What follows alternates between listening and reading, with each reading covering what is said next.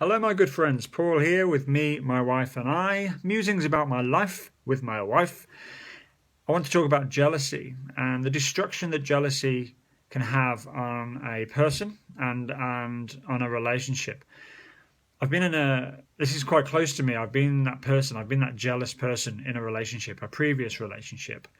And I can tell you it's absolutely made me crazy. And I think underneath the superficial level of jealousy is a lack of trust, and that's where it all comes from. But then underneath that lack of trust, I believe, is a lack of self-worth, a lack of self-love. I'm not good enough, therefore I won't trust people, therefore it comes out as jealousy. And how did that look for me? Well, I was terrible. I would check phones, I'd check messages, I'd check instant messages, I'd go out and try and find this person, catch them in the act, an act that I'd just created in my mind. Absolute paranoia. Once jealousy starts to take over the mind, it completely absorbs your life and every thought.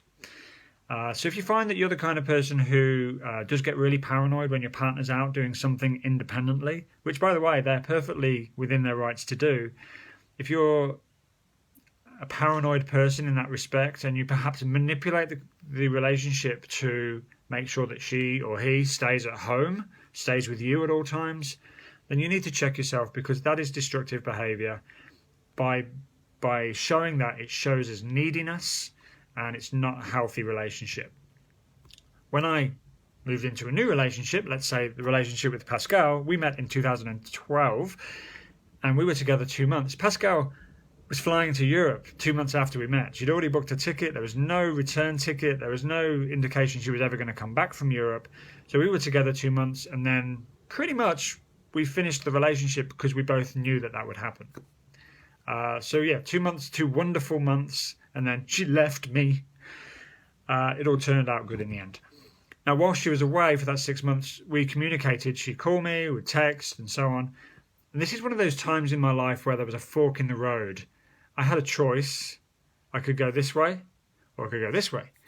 This way, the left, for me is left, is to be the kind of guy who stands there like an oak tree, as my good friend Mark Sanderco calls it. Stand there like an oak tree and be there for her, solid and grounded. So when Pascal's got frustrations and things going on for her, I'm there to listen, communicate, have a good laugh, cheer her up, and talk things through.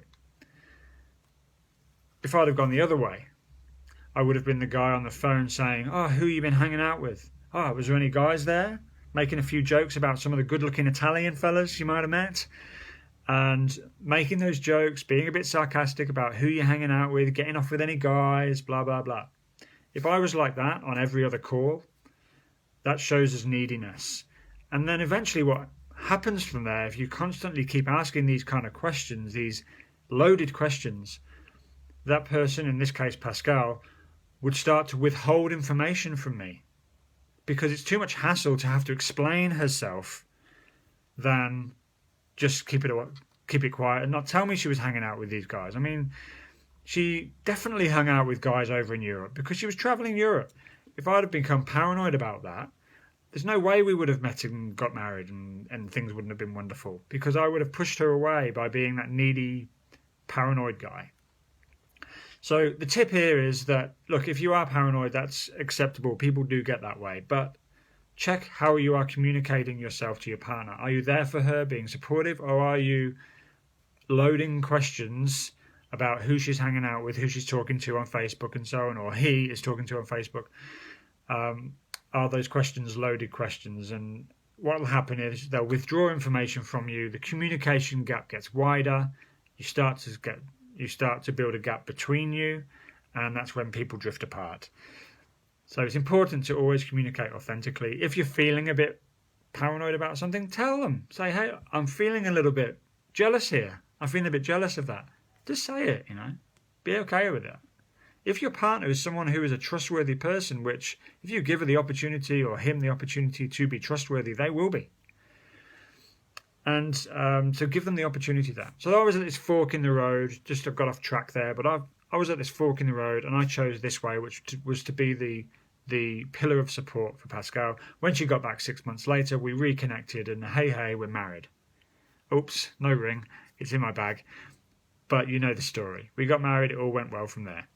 Okay, so there's my information. There's my tip about jealousy. Have a think about that. I'd love to hear from you. Comment below, and I'd love to connect. Ciao for now.